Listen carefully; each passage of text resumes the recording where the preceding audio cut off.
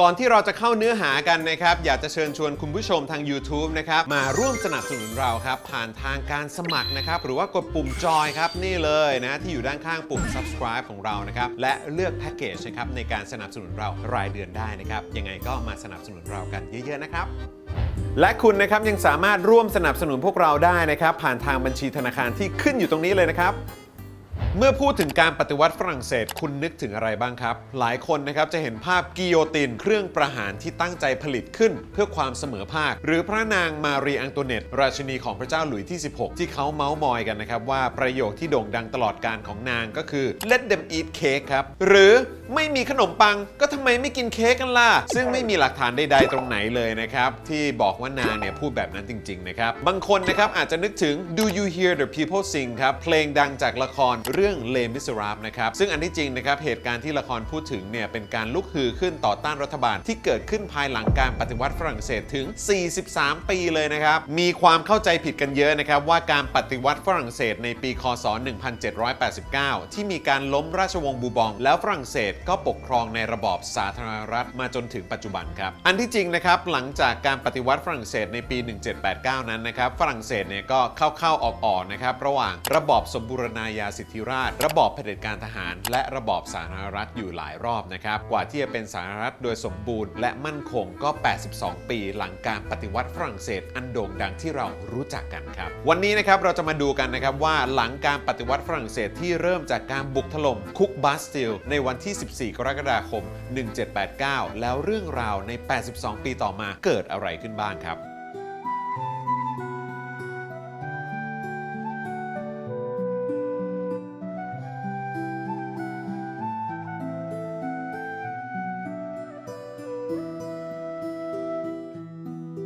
การปฏิวัติฝรั่งเศสนะครับเริ่มต้นอย่างเป็นทางการในวันที่ 14 กรกฎาคม 1789 ครับโดยใช้หมุดหมายการถล่มคุกบาสติลของประชาชนชาวปารีสเป็นสัญลักษณ์ครับแต่ความไม่พอใจต่อกษัตริย์ขุนนางและระบบการปกครองนั้นนะครับคุกรุ่นมาก่อนหน้านั้นพอสมควรแล้วครับทั้งนี้นะครับเรื่องที่สำคัญที่สุดคือเรื่องของปากท้องเศรษฐกิจและการเก็บภาษีที่ไม่เป็นธรรมครับเศรษฐกิจของฝรั่งเศสนะครับเริ่มตกต่ำมาตั้งแต่รัชสมัยของพระเจ้าหลุยส์ที่ 15 นะครับและที่ปรึกษาทางการคลังของพระเจ้าหลุยส์ที่ 15 เนี่ยโด่งดังมากนะครับในความสามารถที่จะเก็บภาษีได้แบบมีประสิทธิภาพสุดๆครับภาษีเนี่ยไม่มีกระเด็นครับกลุ่มคนที่ถูกเก็บภาษียิบย่อยแล้วก็เก็บแบบดุที่สุดนะครับก็คือประชาชนชั้นล่างชาวนาและผู้ใช้แรงงานทั้งหลายครับส่วนเหล่าฐานันดรที่1นะครับก็คือศาสนจักรและฐานันดรที่2ก็คือขุนนางเนี่ยนะครับแทบไม่ต้องเสียภาษีเลยครับนอกจากนี้นะครับชนชั้นใหม่ครับคือชาวบ้านที่ค้าขายจนเป็นเศรษฐีใหม่นะครับหรือ New Money ที่เรียกกันว่าพวกบูชวาเนี่ยนะครับก็มักจะหาทางซิกแซกหลีกเลี่ยงภาษีได้เหมือนกันครับสรุปว่าชาวบ้านชาวนาฝรั่งเศสนะครับทำงานเลี้ยงเจ้าและขุนนางตั้งแต่เกิดยันตายนั่นแหละครับพอเข้ารัชสมัยพระเจ้าหลุยส์ที่ 16 นะครับสถานการณ์ก็สุกงอมพอดีเลยครับเพราะนอกจากจะเสียภาษีกันจนแทบไม่มีกินแล้วนะครับยังเกิดภัยธรรมชาติรุนแรงติดต่อกันหลายปีครับข้าวสาลีนะครับที่ใช้ทำขนมปังเนี่ยก็ขาดแคลนครับเมื่อไม่มีขนมปังและประชาชนโกรธแค้นนะครับก็เลยเป็นที่มาของไม่มีขนมปังก็กินเค้กสิที่กล่าวหากันว่าพระนางมารีอังโตเนตนะครับเป็นคนพูดครับความอดอยากทำให้ประชาชนนะครับที่ไม่พอใจเริ่มก่อการจราจรในกรุงปารีสครับร้านขนมปังถูกปล้นบางครั้งเนี่ยนะครับเจ้าของร้านก็ถูกจับแขวนคอเพราะชาวบ้านเชื่อกันว่ากักตุนข้าวสาลีครับมีความวุ่นวายและความรุนแรงเกิดขึ้นทั่วไปเลยครับพระเจ้าหลุยส์ที่ 16 นะครับพยายามแก้ปัญหาโดยการเรียกประชุมสภาฐานันดรครับนั่นก็คือขุนนางพระและประชาชนครับซึ่งสภาฐานันดรเนี่ยนะครับก็เป็นสภาที่ปรึกษาที่ตั้งเอาไว้แต่ไม่ได้ใช้ครับก็คือก่อนที่พระเจ้าหลุยส์ที่ 16 จะเรียกประชุมเนี่ยนะครับไม่มีใครเรียกประชุมสภานั้นมาเป็นเวลา 175 ปีแล้วครับอย่างไรก็ตามครับการเรียกประชุมสภานะครับก็ไม่ได้เกิดประโยชน์ใดๆนะครับเพราะทั้ง3ฐานันดรนะครับก็มีคะแนนเสียงเท่ากันครับเวลาโหวตเนี่ยนะครับก็ตลกมากนะครับเพราะพระและขุนนางนะครับมีจำนวนประชากรเพียงแค่ 2% เท่านั้นแต่ฐานันดรที่ 3 ก็คือประชาชนทั่วไป เนี่ยนะครับซึ่งมีจำนวนถึง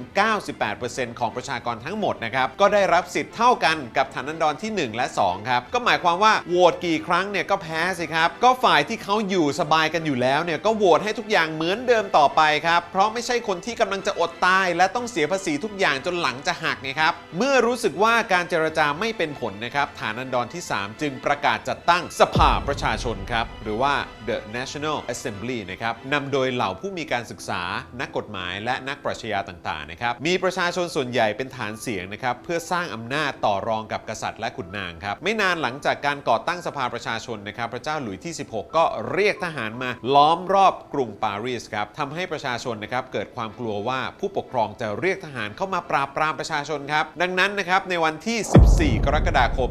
1789 ครับประชาชนจึงเข้าปล้นโรงพยาบาลทหารครับได้ปืนมาเป็นจำนวนมากเลยนะครับแต่ด้วยความที่มีแต่ปืนครับไม่มีดินปืนครับประชาชนจึงไปล้อมคุกบาสติลครับซึ่งเป็นคุกที่กษัตริย์ใช้ขังศัตรูและคนที่กระด้างกระเดื่องครับที่คุกบาสติลเนี่ยนะครับเชื่อกันว่ามีดินปืนเป็นจำนวนมากครับการเข้ายึดคุกบาสติลเนี่ยนะครับเป็นจุดเริ่มต้นของความรุนแรงที่เรียกได้ว่าสยดสยองและป่าเถื่อนสุดๆของการปฏิวัติฝรั่งเศสครับนั่นก็คือการที่มีการตัดหัวผู้ดูแลคุกเอามาเสียบไม้แล้วก็เดินขบวนไปทั่วกรุงปารีสครับนักประวัติศาสตร์หลายคนนะครับให้ความเห็นว่านี่คือจุดเปลี่ยนสำคัญที่ทำให้การปฏิวัติฝรั่งเศสกลายเป็นการปฏิวัติที่นองเลือดที่สุดครั้งหนึ่งในประวัติศาสตร์ครับทั้งนี้นะครับก็เพราะการที่สภาประชาชนเลือกที่จะไม่ประณามความรุนแรงของฝูงชนแต่แสดงออกด้วยการเห็นดีเห็นงามกับความรุนแรงในรูปแบบดังกล่าวครับเรียกว่าสุดท้ายนะครับก็ไม่มีใครเบรกใครนั่นแหละนอกจากนี้นะครับยังมีนักเขียนชองพอลมาร่านะครับซึ่งตีพิมพ์ข้อเขียนสนับสนุนการปฏิวัติโดยใช้ความรุนแรงด้วยเหตุผลที่ว่าหากประชาชนไม่รุนแรงกับผู้นำก็พร้อมจะบดขยี้ประชาชนด้วยกำลังทหารอย่างไร้ความปราณีครับซึ่งก็คงจะจริงนั่นแหละนะครับแต่อย่างไรก็ตามครับหนังสือพิมพ์ของมาร่านะครับได้รับความนิยมอย่างมากในหมู่ประชาชนครับและต่อมานะครับมาร่าก็กลายเป็นผู้ทรงอิทธิพลอย่างมากคนหนึ่งในกระบวนการการปฏิวัติและ Reign of Terror ครับซึ่งก็คือการฆาตกรรมขนาดใหญ่นะครับด้วยกิโยตินในปี 1792 ถึง 1794 นั่นเองครับสภาประชาชนนะครับถูกขับเคลื่อนด้วยกลุ่มที่เรียกตัวเองว่าจาโคบินครับนำโดยนักกฎหมายที่ชื่อว่าแม็กซิมิลิองโรเบสเปียร์ครับโรเบสเปียร์นะครับเชื่อว่ารัฐบาลปฏิวัติต้องประกอบไปด้วยคุณธรรมและความโหดเหี้ยมครับความยุติธรรมต้องถูกแจกจ่ายอย่างรวดเร็วครับคนผิดหรือผู้ที่ต่อต้านการปฏิวัติจะต้องได้รับโทษอย่างรวดเร็วและรุนแรงครับโรเบสเปียร์นะครับได้ตั้งคณะกรรมการขึ้นมาชุดหนึ่งนะครับชื่อว่าคณะกรรมการความปลอดภัยสาธารณะครับหรือว่า Committee of Public Safety นะครับเพื่อปกป้องการปฏิวัติจากทั้งศัตรูภายนอกและภายในประเทศครับคณะกรรมการชุดนี้นะครับมีอำนาจมากมายครับที่จะจับคนมาสอบสวนกักขังและกำหนดโทษได้ซึ่งโทษเกือบทั้งหมดนะครับก็คือการประหารด้วยกิโยตินนั่นเองครับช่วงปี 1792 ถึง 1794 นะครับซึ่งเรียกว่า Reign of Terror นะครับหรือการปกครองด้วยความหวาดกลัวนี้เนี่ยนะครับมีคนถูกตัดสินประหารชีวิตด้วยกิโยตินอย่างเป็นทางการมากถึง 16,594 คนครับตัวอย่างความโหดนะครับที่ได้รับการพูดถึงอยู่เสมอนะครับก็คือในวันที่ 2 ถึง 6 กันยายน 1792 นะครับมีการประหารคนไปถึง 1,600 คนในคราวเดียวครับก็คือเริ่มในบ่ายวันอาทิตย์นะครับไปเสร็จเอาช่วงเย็นวันพฤหัสบดีครับเขาไม่ได้บอกนะครับว่ามีการพักหรือเปล่านะครับแต่ก็นั่นแหละครับ4วัน 1,600 คนครับมีทั้งทหารบาทหลวงผู้หญิงและเด็กนะครับชองพอลมาร่านะครับเป็นคนสำคัญในขบวนการนี้นะครับโดยเป็นคนเขียนรายชื่อคนที่สมควรถูกประหารมาร่าเนี่ยเขาเป็นโรคผิวหนังนะครับแต่ว่าไม่ทราบว่าเป็นโรคอะไรนะครับแต่ด้วยอาการทางผิวหนังนะครับก็เลยต้องนั่งแช่น้ำอยู่ในอ่างเกือบตลอดเวลาครับแล้วก็เขียนหนังสือเขียนรายชื่อเขียนข่าวเขียนแถลงการต่างๆนะครับตอนแช่น้ำอยู่นั่นแหละครับมีภาพเขียนที่โด่งดังภาพหนึ่งนะครับที่ชื่อว่า The Death of Mara นะครับโดยชาร์กหลุยส์ดาวีครับซึ่งก็คือความตายของมาร่านั่นเองนะครับมาร่าเนี่ยถูกหญิงสาวที่ชื่อชาร์ลอตต์คอร์เดย์ครับแทงตายครับเพราะเธอเนี่ยเชื่อว่ามาร่าต้องรับผิดชอบกับความตายของคนหลักพันที่ถูกประหารชีวิตในเดือนกันยายนปี 1792 ครับตัวศิลปินเองนะครับก็คือชาร์กหลุยส์ดาวีนะครับก็เป็นหนึ่งในกลุ่มจาโคบินนะครับของโรเบสเปียร์นะครับเป็นสมาชิกของคณะกรรมการความปลอดภัยสา ธารณะด้วยดังนั้นนะครับภาพความตายของมาร่านะครับก็เป็นภาพที่ตั้งใจวาดขึ้นเพื่อเป็นการให้เกียรตินะครับแก่มาร่าในฐานะวีรบุรุษของการปฏิวัติศิลปะรับใช้การเมืองมายาวนานมากเกือบเท่าอายุของศิลปะนะครับการบอกว่าศิลปะไม่ควรเกี่ยวข้องกับการเมืองก็เป็นคำพูดของคนที่ไม่ศึกษาประวัติศาสตร์เอาซะเลยนะครับ Reign of Terror นะครับจบลงด้วยการกิโยตินโรเบสเปียร์นะครับก็คือคนรอบข้างเนี่ยก็เริ่มจะไม่ไหวกับพี่แกแล้วครับก็เลยจับแกตัดหัวด้วยอุปกรณ์ที่แกโปรดปรานเองซะเลยครับเป็นอันว่าฝ่ายที่บ้าอำนาจและกระหายเลือดมากๆนะครับก็หมดบทบาทไปในที่สุดครับคณะปฏิวัติฝรั่งเศสนะครับไม่ได้มีศัตรูเฉพาะภายในประเทศนะครับก็คือคนที่ไม่เห็นด้วยกับการปฏิวัติก็มีจำนวนหนึ่งครับชาวบ้านในชนบทไกลๆก็ไม่ได้รู้สึกว่าระบบกษัตริย์เนี่ยแย่อย่างไรนะครับก็คืออยู่ไกลจนไม่มีผลกระทบไม่ว่าทางใดก็ทางหนึ่งนะครับแต่คณะปฏิวัติก็สร้างศัตรูภายในเยอะเพราะทำตัวเป็นปฏิปักษ์กับศาสนาจักรคาทอลิกนะครับซึ่งคนเป็นจำนวนมากรับไม่ได้ครับคณะปฏิวัติตัดหัวบาทหลวงไปเยอะมากนะครับและยังยกเลิกปฏิทินคริสตศักราชนะครับและตั้งปีปฏิทินของตัวเองขึ้นมาสร้างลัทธิใหม่มีวันหยุดวันเทศกาลใหม่ๆนะครับซึ่งชาวบ้านเป็นจำนวนมากก็รับไม่ได้ครับนอกจากนี้นะครับศัตรูจากภายนอกประเทศก็มีมากมายครับนั่นก็คืออาณาจักรต่างๆรอบข้างฝรั่งเศสครับซึ่งล้วนปกครองโดยกษัตริย์ซึ่งก็รู้สึกว่าถ้าไม่รีบจัดการกับพวกสาธารณรัฐในฝรั่งเศสเนี่ยนะครับประชาชนของตัวเองเนี่ยก็จะเกิดไอเดียอยากเป็นสาธารณรัฐกันบ้างครับราชวงศ์ต่างๆเนี่ยซึ่งเอาเข้าจริงนะครับก็เป็นญาติกันหมดนั่นแหละครับก็จะเดือดร้อนกันอีกดังนั้นจึงมีการประกาศสงครามกับฝรั่งเศสหลายด้านนะครับจนกลายเป็นความเครียดอย่างหนักของประชาชนครับเอาละครับดูกันมาครึ่งทางแล้วนะครับอยากจะขอฝากนะฮะคุณผู้ชมอีกครั้งหนึ่งนะครับว่าคุณสามารถสนับสนุนเราได้นะครับผ่านทางการกดปุ่มจอยนะครับหรือว่าปุ่มสมัครนั่นเองที่อยู่ด้านข้างปุ่ม subscribe นะครับแล้วก็เลือกแพ็กเกจในการสนับสนุนเรารายเดือนได้เลยนะครับและนอกจากนี้นะครับอย่าลืมนะครับคุณสามารถสนับสนุนพวกเราผ่านบัญชีธนาคารนี้ได้เลยนะครับ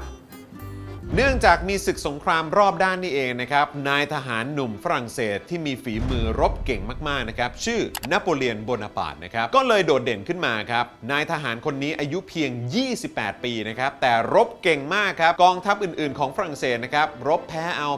ครับแต่กองทัพของนโปเลียนนะครับชนะตลอดครับและรุกคืบเข้าไปในดินแดนของศัตรูได้อีกต่างหากนะครับนโปเลียนโบนาปาร์ตนะครับก็เลยกลายเป็นคนที่ป๊อปปูล่ามากๆนะครับในหมู่ประชาชนครับที่ไม่ได้ชนะอะไรมานานแล้วนะฮะและด้วยความป๊อปนี่เองครับนโปเลียนก็เลยตัดสินใจก่อการรัฐประหารยึดอำนาจซะเลยครับในปี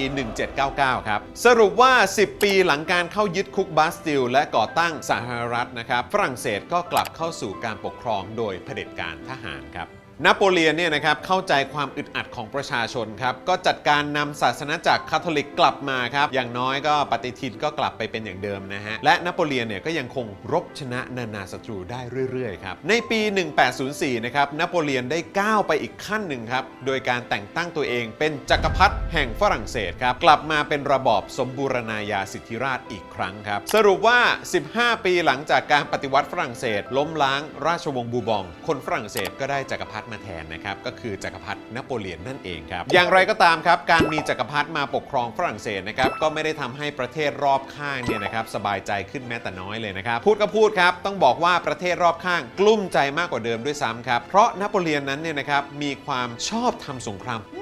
เลยครับคือต้องการจะขยายจักรวรรดิฝรั่งเศสนะครับออกไปให้แบบแผ่ไพศาลนะครับแถมรบเก่งด้วยครับก็เลยก่อสงครามกับนานาประเทศรอบข้างสงครามของนโปเลียนนะครับเรียกว่า Napoleonic Wars นะครับกินเวลาตั้งแต่ปี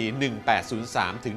1815 ครับสงครามนโปเลียนนะครับสิ้นสุดเมื่อกองทัพของจักรพรรดินโปเลียนพ่ายแพ้กองกำลังของอังกฤษและปรัสเซียที่วอเตอร์ลูครับซึ่งปัจจุบันนะครับอยู่ในประเทศเบลเยียมครับจักรพรรดินโปเลียนนะครับถูกเนรเทศไปอยู่ที่เกาะเซนต์เฮเลนานะครับจนเสียชีวิตนะครับอย่างไรก็ตามเนี่ยนโปเลียนเคยแพ้สงครามก่อนหน้านั้นนะครับและถูกเนรเทศไปอยู่เกาะเอลบาแล้วครั้งหนึ่งนะครับในระหว่างที่ถูกเนรเทศนั้นนะครับฝ่ายสาธารณรัฐก็ไปเชิญหลุยส์ที่ 18 มาครองราชย์ครับในระบอบกษัตริย์ภายใต้รัฐธรรมนูญนะครับนโปเลียนหนีกลับมาจากเกาะเอลบาครับประกาศกลับมาตั้งจักรวรรดิอีกครั้งอยู่100 วันครับแล้วก็รบแพ้ที่วอเตอร์ลูนะครับ หลุยส์ที่ 18 ก็ได้กลับมาครองราชย์อีกครั้งประมาณ 10 ปีจนสวรรคตครับกษัตริย์หลุยส์ที่ 18 นะครับไม่มีทายาทครับจึงได้น้องชายมารับตำแหน่งต่อเป็นกษัตริย์ชาร์ลส์ที่ 10 นะครับภายใต้รัฐธรรมนูญเช่นกันครับชาร์ลส์ที่ 10 เนี่ยนะครับเป็นกษัตริย์ที่ไม่ป๊อปปูล่าอย่างหนักเลยนะครับทั้งนี้นะครับเพราะความขวาจัดนะครับไม่ยอมรับการแบ่งอำนาจครับไม่ยอมรับว่าระบอบสมบูรณาญาสิทธิราชย์ที่กษัตริย์ได้รับอานัตสวรรค์ให้ปกครองแต่เพียงผู้เดียวนั้นได้จบลงไปนานแล้วครับความขวาจัดตกขอบนี้นะครับแม้กระทั่งหลุยส์ที่ 18 ยังเคยบ่นเลยนะครับว่า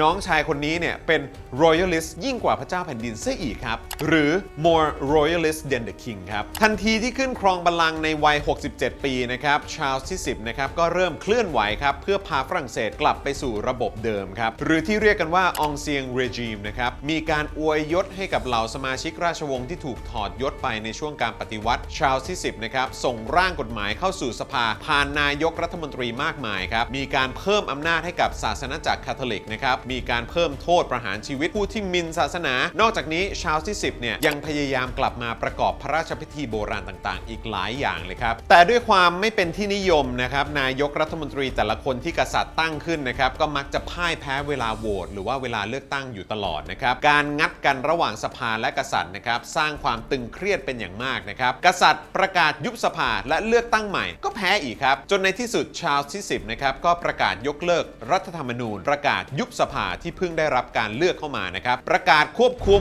การรายงานข่าวของหนังสือพิมพ์แก้กฎหมายเลือกตั้งและประกาศวันเลือกตั้งใหม่ครับทันทีที่หนังสือพิมพ์รายวันประกาศราชองค์การดังกล่าวเนี่ยนะครับประชาชนก็ออกมาชุมนุมครับเกิดการจลาจลไปทั่วครับทหารนะครับพยายามเข้ารักษาความเรียบร้อยแต่ทหารเป็นจำนวนมากครับก็ตัดสินใจเข้าข้างประชาชนครับหลังจากมีข่าวว่ามีม็อบเรือนหมื่นเตรียมจะบุกที่ประทับนะครับชาร์ลส์ที่ 10 ก็ยอมสละราชบัลลังก์ครับและเสด็จออกจากฝรั่งเศสไปประทับที่อังกฤษหลังครองราชย์เกือบ 6 ปีครับหลังจากนั้นนะครับพระองค์และครอบครัวก็เร่ร่อนไปตามวังต่างๆของราชวงศ์ต่างๆในยุโรปเรื่อยๆนะครับจนสิ้นพระชนในประเทศสโลวีเนียในปัจจุบันครับชาร์ลส์ที่ 10 นะครับคือกษัตริย์องค์เดียวของฝรั่งเศสนะครับที่พระศพอยู่นอกประเทศฝรั่งเศสจนถึงปัจจุบันครับเหตุการณ์โค่นล้มกษัตริย์ชาร์ลส์ที่ 10 นะครับถูกเรียกว่า July Revolution นะครับหรือการปฏิวัติเดือนกรกฎาคมครับมีภาพวาดที่โด่งดังมากภาพหนึ่งนะครับซึ่งถูกเข้าใจผิดอยู่เรื่อยนะครับว่าคือภาพที่ถูกวาดขึ้นในการปฏิวัติฝรั่งเศสในปี 1789 ครับภาพนี้นะครับถูกวาดขึ้นในปี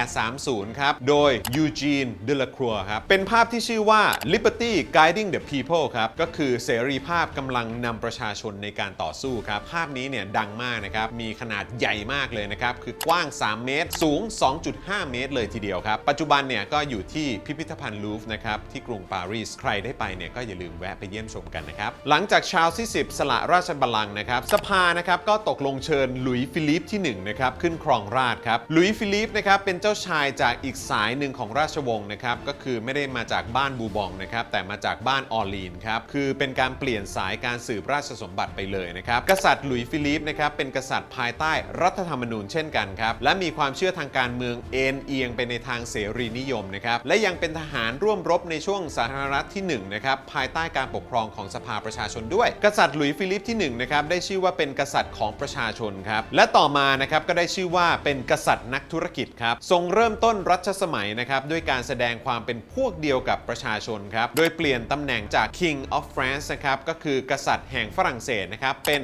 King of the French ครับก็คือกษัตริย์แห่งชาวฝรั่งเศสครับซึ่งทำให้กษัตริย์ในราชวงศ์อื่นๆในยุโรปนะครับโดยเฉพาะพระเจ้าซาร์นิโคลัสที่1แห่งรัสเซียนะครับทรงไม่พอใจเป็นอันมากนะครับถึงกับตัดเพื่อนกันเลยครับหลุยส์ฟิลิปนะครับตัดพิธีกรรมและความเวอร์วังต่างๆที่เคยเป็นสัญลักษณ์ของกษัตริย์มาแต่เก่าก่อนนะครับสร้างความชื่นชมแก่ประชาชนเป็นอย่างมากในต้นรัชสมัยนะครับนอกจากนี้เนี่ยก็ยังทรงสนับสนุนการค้าและนักธุรกิจขนาดกลางต่างๆนะครับทรงชื่นชอบพ่อค้าแต่ไม่ค่อยโปรดนักอุตสาหกรรมเท่าไหร่นะครับอย่างไรก็ตามทรงเป็นนักธุรกิจที่ประสบความสำเร็จเช่นกันครับทรงรวยมากครับผิดกับตอนหนุ่มๆครับที่ต้องเร่ร่อนไปในยุโรปเพราะการปฏิวัติฝรั่งเศสที่ทรงยากจนมากนะครับหาเลี้ยงชีพโดยการเป็นครูสอนโรงเรียนประจำและพี่สาวของพระองค์เนี่ยก็ต้องรับจ้างเย็บผ้าอย่างไรก็ตามนะครับแม้ว่าจะมีภาพเป็นกษัตริย์ติดดินแต่รัฐบาลของพระองค์ก็มีความเอ็นเอียงไปทางอนุรักษ์นิยมมากขึ้นเรื่อยๆครับความเหลื่อมล้ำระหว่างในทุนกับประชาชนผู้ใช้แรงงานทางออกกว้างมากขึ้น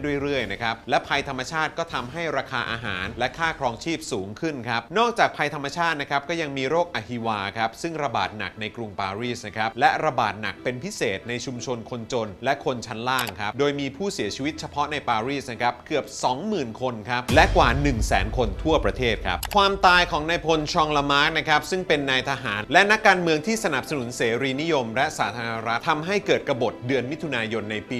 1832 ครับการกบฏครั้งนี้นะครับระเบิดขึ้นในขณะที่ประชาชนพากันออกมาร่วมขบวนงานศพของนายพลลามาร์กครับขบวนงานศพนี้นะครับเป็นซีนสำคัญมากในภาพยนตร์เลมิเซราฟครับที่มีเพลง Do You Hear the People Sing เนี่ยแหละครับเราต้องบอกกันไว้อีกเรื่องหนึ่งนะครับว่าทั้งหมดที่เราคุยกันมานะครับเรื่องระบอบสาธารณรัฐนะครับหรือระบอบกษัตริย์ภายใต้รัฐธรรมนูญนะครับคนที่มีสิทธิ์เลือกตั้งมีเพียงแค่ 1% ของประชากรนะครับซึ่งก็ได้แก่คนที่มีทรัพย์สินมีที่อยู่เป็นหลักแหล่งเป็นเจ้าของที่ดินอะไรต่างๆนะครับข้อเรียกร้องของฝ่ายสาธารณรัฐนะครับก็คือให้ผู้ชายทุกคนมีสิทธิ์เลือกตั้งด้วยซ้ำไปครับกว่าที่ผู้หญิงฝรั่งเศสจะได้สิทธิ์เลือกตั้งอย่างสมบูรณ์นะครับก็ปาเข้าไป 1945 แล้วนะครับเวลาเราพูดถึงประชาธิปไตยและสิทธิเสรีภาพนะครับเราพูดกันเป็นดีกรีนะครับการต่อสู้ไม่เคยจบสิ้นอย่างที่เห็นกันอยู่ครับการกบฏเดือนมิถุนายนของขบวนการสาธารณรัฐนะครับถูกเรียกว่ากบฏเพราะล้มล้างกษัตริย์ไม่สำเร็จนะครับทั้งนี้เนี่ยน่าจะเป็นเพราะชาวปารีสส่วนใหญ่ไม่ได้ออกมาสนับสนุนการต่อสู้ในครั้งนี้ครับทหารที่ถูกเรียกเข้ามาในปารีสเกือบ 40,000 นายนะครับจึงปราบปรามได้อย่างราบคาบครับนอกจากนี้นะครับคนที่ออกมาต่อสู้ 80% นะครับคือชนชั้นแรงงานและลูกจ้างชั้นล่างมีผู้เสียชีวิตฝั่งประชาชนราว 800 คนครับหลังจากนั้นนะครับรัฐบาลซึ่งก็มาจากการต่อสู้เพื่อการเป็นสาธารณรัฐนะครับก็พยายามตีกันเชียงออกห่างจากขบวนการสาธารณรัฐครับคือแม้ว่าตัวเองนะครับจะมาจากการต่อสู้ล้มล้างระบอบสมบูรณาญาสิทธิราชย์นะครับแต่ก็พยายามกลบประวัติศาสตร์นั้นไปครับหนึ่งในความพยายามก็คือการสั่งให้เก็บภาพ Liberty Guiding the People ของเดลาครัวครับไม่ให้สาธารณชนนะครับได้เห็นอีกโดยให้เหตุผลว่าเป็นตัวอย่างที่ไม่ดีครับทั้งที่เหตุการณ์การปฏิวัติปี 1830 นะครับที่ภาพนี้บันทึกไว้คือเหตุการณ์ที่ทำให้กษัตริย์หลุยส์ฟิลิปได้ขึ้นครองราชย์แท้ๆครับอย่างไรก็ตามครับในเดือนกุมภาพันธ์ 1848 นะครับก็เกิดการปฏิวัติอีกครั้งครับที่ชื่อว่า February Revolution ครับเป็นผลให้กษัตริย์หลุยส์ฟิลิปที่ 1 นะครับต้องสละราชสมบัติและเสด็จไปลี้ภัยที่อังกฤษจนสิ้นพระชนใน 2 ปีต่อมาครับ February Revolution นะครับนำโดยคนชั้นกลางและพ่อค้านะครับคือหลังจากที่การกบฏเดือนมิถุนายนจบลงนะครับรัฐบาลก็ออกกฎหมายห้ามการชุมนุมครับชนชั้นกลางและพ่อค้าที่อยากจะชุมนุมนะครับพบปะพูดคุยกันเรื่องการเมืองหรือคุยกับนักการเมืองก็เลยเริ่มจัดงานเลี้ยงระดมทุนที่จริงๆแล้วเนี่ยนะครับก็คือการชุมนุมทางการเมืองนั่นแหละครับงานเลี้ยงประเภทนี้นะครับก็ฮิตมากครับจัดกันทั่วประเทศเลยครับจนรัฐบาลเนี่ยออกกฎหมายห้ามจัดงานเลี้ยงชุมนุมแบบนี้ครับก็เลยเกิดการประท้วงขึ้นอีกครับการประท้วงเที่ยวนี้นะครับค่อนข้างมีทุนช่วยเหลือครับเพราะเริ่มขึ้นจากชนชั้นกลางและการปราบปรามก็เป็นไปได้ยากครับเพราะก็อย่างว่านั่นแหละครับก็คนชั้นกลางไงนะสุดท้ายนะครับนายกรัฐมนตรีก็ลาออกนะครับและกษัตริย์ครับซึ่งยังจำฉากสุดท้ายของลูกพี่ลูกน้องนะครับก็คือพระเจ้าหลุยส์ที่ 16 ได้ก็หนีออกจากฝรั่งเศสไปแบบเงียบๆครับหลังจากการปฏิวัตินะครับ 1848 ระบอบสาธารณรัฐนะครับที่เพิ่งจะตั้งไข่ก็ค่อนข้างง่อนแง่นนะครับเพราะการออกมาจลาจลของกลุ่มต่างๆครับมีข้อเรียกร้องที่ไม่เหมือนกันครับและหลายๆกลุ่มนะครับก็ได้รับการสนับสนุนโดยพวกเจ้าพ่อผู้มีอิทธิพลต่างๆข้อเรียกร้องก็เลยไม่ค่อยเป็นสากลเท่าไหร่นะครับเหมือนเรียกร้องผลประโยชน์ของตัวเองมากกว่าครับแต่สาธารณรัฐที่2นะครับก็ถูกประกาศจัดตั้งขึ้นจนได้นะครับมีรัฐธรรมนูญใหม่ครับผู้ชายทั้งหมดก็ได้รับสิทธิ์ในการเลือกตั้งหมายความว่ามีคะแนนเสียงเพิ่มขึ้นมาอีก 9 ล้านเสียงเลยทีเดียวครับในที่สุดนะครับก็มีการเลือกตั้งและคนที่ได้รับเลือกตั้งก็คือนายหลุยส์นโปเลียนโบนาปาร์ตครับหลานชายของอดีตจักรพรรดินโปเลียนโบนาปาร์ตนั่นเองหลุยส์นโปเลียนนะครับมีความพยายามจะกลับมาเป็นผู้ปกครองฝรั่งเศสหลายครั้งมากนะครับพยายามนำทหารมายึดอำนาจมากกว่า1ครั้งนะครับติดคุกหนีคุกพยายามล็อบบี้มหาอำนาจอื่นๆทางยุโรปนะครับเพื่อให้ได้รับแรงสนับสนุนและมีความสัมพันธ์ที่ดีเยี่ยมกับผู้นำอังกฤษครับหลุยส์นโปเลียนโบนาปาร์ตนะครับได้รับเลือกตั้งเป็นประธานาธิบดีคนแรกของสหรัฐฝรั่งเศสนะครับในปี 1848 ครับและในปี 1851 นะครับเมื่อครบเทอมและไม่สามารถเป็นต่อได้อีกนะครับหลุยส์นโปเลียนก็ยึดอำนาจซะเลยครับทำการปฏิวัติอีกครั้งล้มระบอบสหรัฐนะครับแล้วก็ตั้งตัวเองเป็นจักรพรรดินโปเลียนที่ 3 ครับโอ้ย เหนื่อยจะหมดแรงอยู่แล้วนะครับคุณผู้ชมหมดแรงหรือยังฮะมันก็จะวนแบบนี้อีกนานไหมเนี่ยจะว่านานก็นานนะครับจะว่าแป๊บเดียวก็ได้ครับอยู่ที่มุมมองนะฮะนโปเลียนที่ 3 มีสไตล์การปกครองแบบเผด็จการที่ต้องการความรักนะครับเมื่อล้มระบอบสหรัฐนะครับและยึดอำนาจก็ยังอุตส่าห์จัดให้มีประชามติครับคำถามก็คือเห็นด้วยกับการล้มล้างการปกครองหรือไม่แบบนี้ก็ได้ด้วยผลของประชามติก็คือเห็นด้วย 700,000 กว่าครับไม่เห็นด้วย 600,000 กว่าฝ่ายตรงข้ามนะครับก็ discredit ความแฟร์ของการทำประชามตินะครับแต่นโปเลียนที่ 3 ก็เชื่อว่านี่คือการยอมรับจากประชาชนครับภายใต้จักรวรรดิฝรั่งเศสที่2นะครับยังมีรัฐสภาอยู่นะครับมีการเลือกตั้งสมาชิกแต่อำนาจของสภานั้นถูกจำกัดมากครับหนังสือพิมพ์ถูกเซ็นเซอร์อย่างหนักและผู้ที่อยู่ฝ่ายตรงข้ามนะครับก็ถูกจับขังคุกเป็นจำนวนมากครับอย่างไรก็ตามนะครับโดยมากก็ได้รับการปล่อยตัวในเวลาต่อมาครับจักรพรรดินโปเลียนที่3นะครับก็ได้ทำตามแนวความคิดที่คิดไว้มานานแล้วนะครับนั่นก็คือมาพร้อมกับโปรเจกต์มากมายครับเรียกว่าคิดมาจบแล้วครับว่าถ้าเกิดได้มีอำนาจนะครับจะทำอะไรบ้างกรุงปารีสนะครับได้รับการบูรณะปรับปรุงขึ้นใหม่อย่างงดงามครับมีผังเมืองสมัยใหม่ถนนที่กว้างขวางโรงโอเปร่าสวนสาธารณะระบบรถไฟที่ล้าหลังก็ถูกปรับปรุงอย่างรวดเร็วจนทัดเทียมกับอังกฤษและเยอรมันครับรัฐบาลของนโปเลียนที่3นะครับส่งเสริมการค้าและการลงทุนเป็นอย่างมากนะครับห้างสรรพสินค้าแห่งแรกถูกสร้างขึ้นครับก็คือเลอบงมาเช่ครับและห้างสรรพสินค้าแพรงตองนะครับก็เป็นต้นแบบของห้างสรรพสินค้าทั่วโลกครับนอกจากนี้นะครับในทางการเดินเรือพาณิชย์นาวีของฝรั่งเศสก็ได้รับการปรับปรุงและส่งเสริมจนมีขนาดใหญ่เป็นอันดับ2ของโลกครับเป็นรองเพียงอังกฤษเท่านั้นครับนโปเลียนที่3นะครับสนับสนุนและร่วมลงทุนในการขุดคลองซูเอซครับซึ่งทำให้พาณิชย์นาวีของฝรั่งเศสนะครับได้รับผลประโยชน์อย่างมหาศาลในเวลาต่อมาครับนโปเลียนที่3นะครับเป็นจักรพรรดิที่ใช้อำนาจได้คุ้มค่ามากๆเลยครับในทางศิลปะนะครับก็ยังส่งเสริมศิลปินที่ไม่ได้รับการยอมรับจากวงการศิลปะดั้งเดิมด้วยนะครับตัวอย่างที่ดังมากๆนะครับก็คืองานของเอดูอาร์มาเน่ครับที่ชื่อว่ามื้อเที่ยงบนสนามหญ้า